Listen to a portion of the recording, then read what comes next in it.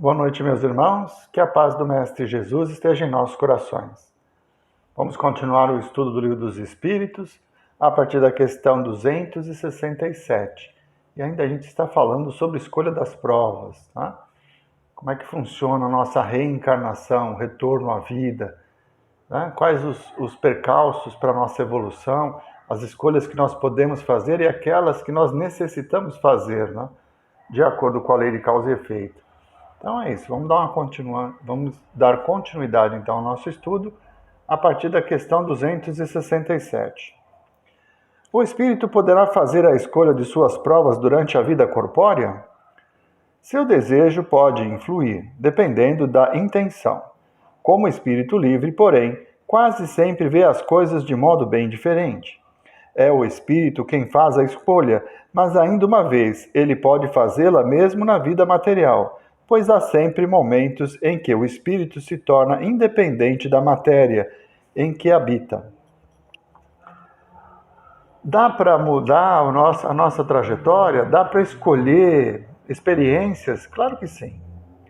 Nós estamos livres para escolher nossos caminhos, para dominar as nossas paixões, para combater as nossas imperfeições. Então, nós reencarnamos com um propósito e durante a vida aprendemos às vezes mais rápido do que estava planejado. E aí temos a possibilidade de modificar a nossa própria reencarnação, assumindo novos compromissos, fazendo um pouco mais do que estava previsto, porque nós nos dedicamos a isso. O inverso também é verdadeiro. Nós reencarnamos com um propósito, temos um desejo, uma missão a cumprir nessa encarnação. Mas no meio do caminho vem a preguiça, vem a dificuldade, vem a vontade de manter os vícios, e aí a gente sucumbe diante das provas que nos são oferecidas. Então dá sim para mudar a vida, dá sim para mudar a nossa reencarnação, e ele faz uma referência aos momentos de desdobramento, em que o nosso corpo vai descansar, precisa do refazimento físico, mas o espírito não. E estando na pátria espiritual, nós vamos sofrer as influências desse ambiente, nós vamos sofrer, assim, ter conversas com pessoas amigas, ou visitar ambientes, participar de salas de estudo, né? No livro Nosso Lar tem momentos em que André Luiz pergunta o que são esses fios prateados que ligam as pessoas. E aí Lísias explica para ele que são pessoas encarnadas que estão participando da palestra na coluna Nosso Lar. Então, muitas são as possibilidades, mas tudo está relacionado com o nosso livre-arbítrio e também com a lei de causa e efeito. Nós não temos o poder de nos furtar ao resgate daquilo que necessitamos. Isso vai acontecer, mas sempre de uma forma misericordiosa, porque Deus quer que nós aprendamos e não nos castiga. Ele oferece oportunidades. Então, como foi dito na semana anterior, às vezes tem reencarnações compulsórias, quer dizer, o espírito não quer reencarnar, mas ele precisa. Pela lei de causa e efeito, ele acaba reencarnando, porque é consequência dele mesmo. 267A. Certamente não é como expiação ou como prova que muitas pessoas desejam as grandezas e as riquezas. De modo algum. É a matéria que deseja essa grandeza para gozá-la, e o espírito para conhecer-lhe as vicissitudes. Então, a pessoa reencarna num berço de ouro e tem uma vida confortável materialmente, o que não é sinônimo de felicidade. A gente já entendeu isso, que a felicidade está relacionada com a aceitação que nós temos da vida que nos foi oferecida, e não com os bens materiais. A felicidade não é algo exterior, é algo interior. Então nós podemos ser pobres, viver com dificuldades, mas felizes pelo trabalho, felizes pelas conquistas. Nós podemos ser muito ricos e sermos humildes e colocar nossa riqueza a serviço da humanidade, oferecendo oportunidade para muitas famílias, oferecendo condições adequadas de desenvolvimento de novos produtos, de conforto, de tecnologia, tudo isso em prol do mundo e não em prol da nossa própria riqueza. Aí também seremos felizes, consciência tranquila. Mas podemos desejar a riqueza para termos uma encarnação tranquila, né? Não vou precisar trabalhar, eu vou fazer muitas viagens, enfim. eu vou ter todos os meus desejos materiais realizados. Essa é uma encarnação em que nós vamos estacionar. Porque satisfazer as nossas necessidades materiais não traz evolução. São as dificuldades, são os desafios que levam o espírito à transformação, à evolução. E ter tudo de mão beijada, digamos assim, não vai mudar a nossa vida. Ao contrário, vai nos fazer perder tempo, porque vamos passar uma vida em brancas nuvens e vamos desencarnar do mesmo jeito que estávamos quando encarnamos, sem evolução nenhuma. Então, a vida material, ela influencia diretamente nas provas, mas ela não é fator preponderante para a nossa felicidade. A felicidade está relacionada com o íntimo, com aquilo que nós aceitamos diante da vida. A vida material que nos foi oferecida, nós a aceitamos com resignação, nós lutamos para nos tornarmos pessoas melhores, combatemos as nossas más tendências e aí, nesse aspecto, seremos felizes porque teremos uma consciência mais tranquila. 268. Até que chegue ao estado de pureza perfeita, tem um espírito que passar constantemente por provas?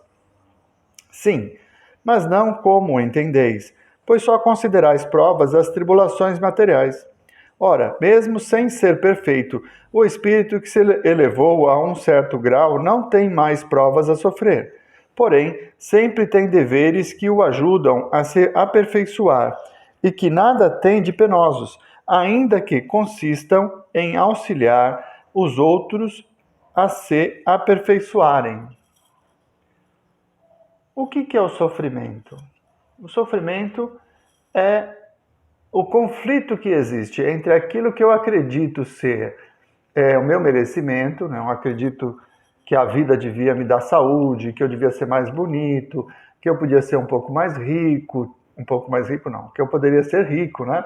Ter as minhas satisfeitas as minhas necessidades materiais. Tudo isso são desejos, né? Que nós atribuímos à felicidade. Então, o modelo de felicidade é aquele em que a pessoa tem os seus desejos satisfeitos, em que ela tem saúde, em que ela é considerada bonita, enfim. São padrões da nossa sociedade. Mas a perfeição, ela não está relacionada com isso.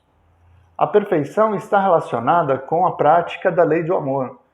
Quanto mais próximo nós estivermos do Evangelho, quanto mais próximo nós estivermos das práticas ensinadas e vividas pelo Mestre Jesus, mais perfeito nós seremos. Então, espíritos reencarnam neste mundo e passam por situações que, aos olhos de alguns, seriam hediondas.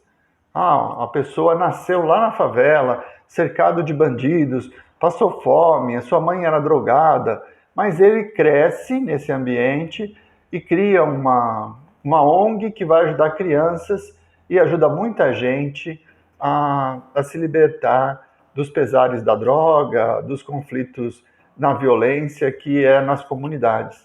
Então é um espírito missionário, ele não está reencarnando ali na favela, naquele ambiente difícil, porque ele necessita passar por aquela situação, é por desejo. Então, para ele, não é sofrimento a fome, não é sofrimento as dificuldades pelas quais ele passa, porque está dentro dele a missão de ajudar muitas pessoas que vivem naquela comunidade. Então, a questão do sofrimento é algo relativo. Sofrimento é o conflito que nós não conseguimos aceitar. É aquilo que eu não tenho e que queria ter, que na minha cabeça eu mereço ter. Então, esse é o conflito. Isso leva ao sofrimento, à revolta, isso leva ao conceito de injustiça. Mas os espíritos superiores, quanto mais se aproximam da prática do Evangelho, da prática das leis de amor, no exemplo de Jesus, menor é o sofrimento, independente do que está acontecendo no mundo material.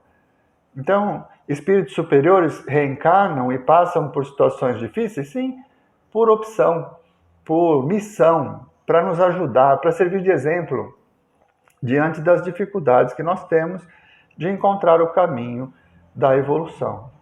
Ok? 269. O espírito pode enganar-se quanto à eficácia da prova que escolheu? Pode escolher uma que esteja acima de suas forças e sucumbir.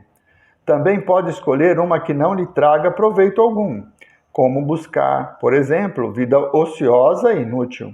Mas então, voltando ao mundo dos espíritos, percebe que nada ganhou e pede outra para reparar o tempo perdido. Então o espírito pode escolher uma situação que ele acredita que vai evoluir e na realidade não vai. Como eu disse, eu quero nascer rico, bonito, saudável. Por quê? Porque eu quero viajar o mundo inteiro, porque eu quero ter muitas namoradas, porque eu quero ter carros de luxo, eu quero viver a opulência da vida. Tá, eu reencarno, herdeiro, não preciso trabalhar para ganhar os bens e vou ser um bom vivan. Curtir a vida numa boa. O que acontece no final? Nada. Eu vou desencarnar do mesmo jeito que eu encarnei. Então, essa experiência é vazia. Às vezes, nós escolhemos provas porque acreditamos que já evoluímos e não evoluímos o suficiente para suportar a prova. Quando reencarnamos, sofremos a pressão da matéria, o efeito do esquecimento, até nós temos intuição do que nós queremos fazer neste mundo. Mas, muitas vezes, a vida, a sociedade, as influências exteriores nos levam a esquecer esses padrões. E aí, sucumbimos diante da prova. E quando desencarnarmos, vamos ter a necessidade de recomeçar, de pedir uma nova encarnação para que possamos resgatar ou transformar em nós o que nós desejávamos antes, mas que não conseguimos pela nossa incúria, pela nossa falta de esforço diante das provas que nos foram oferecidas. Então, meus irmãos, a reencarnação ela é muito complexa e individual. Não podemos esquecer isso. Cada ser tem o livre-arbítrio para escolher os seus próprios caminhos.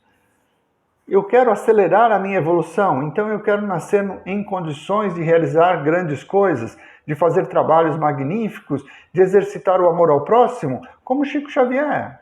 Mas eu, às vezes, ou muitas vezes, na maioria de nós, não temos essa capacidade de suportar o que ele suportou. Então vamos em doses homeopáticas. O importante é que nós tenhamos em mente e que a nossa encarnação é a melhor que podemos ter nesse momento. Ter confiança em Deus, que tudo aquilo que acontece nesse momento da nossa existência está de acordo com as nossas forças, porque Ele é misericordioso e Ele nos ampara para que possamos evoluir. Muito bem, vamos encerrando por aqui. Na semana que vem, nós vamos retomar o estudo a partir da questão 270, que ainda está tratando do mesmo assunto. Provas, reencarnação, e vamos seguindo no estudo do Livro dos Espíritos. Elevemos os nossos pensamentos até o mais alto. E nessa semana especial em que a nossa casa faz aniversário, nada melhor do que nos deslocarmos até lá, em pensamento ao menos, já que a pandemia ainda nos impede de estarmos juntos novamente. Então que possamos mentalizar aquele salão magnífico, onde o Mestre Nazareno está de braços abertos a nos acolher. Nos lembrarmos daquela música suave, que prepara o ambiente antes das palestras, antes do passe, e nos deixarmos envolver pela luz que emana da nossa casa, vinda da Mãe Maria e de tantos trabalhadores que lá se encontram dioturnamente, se colocando à disposição do Cristo para trabalhar na sua seara e nos ajudar a evoluir. Muito obrigado, Mestre Jesus, pela nossa casa de oração, que completa mais um ano de vida. Que tenhamos muitos outros anos, que possamos trabalhar muito, estarmos juntos mais uma vez, sentir aquele ambiente, a vibração. E nesse momento de luz, Senhor, nós vos agradecemos por tanta proteção, por tantas bênçãos recebidas, por tantos momentos de emoção, de alegria e também de aprendizado, de evolução, que a nossa Associação Espírita André Luiz nos proporciona. Um feliz aniversário, ACEAL. Que Jesus continue nos abençoando para que, como instrumentos da sua vontade, possamos seguir nesse trabalho. Muito obrigado, meus irmãos, por mais uma noite de estudos. Que a paz do Mestre Jesus permaneça em nossos corações. Até a semana que vem.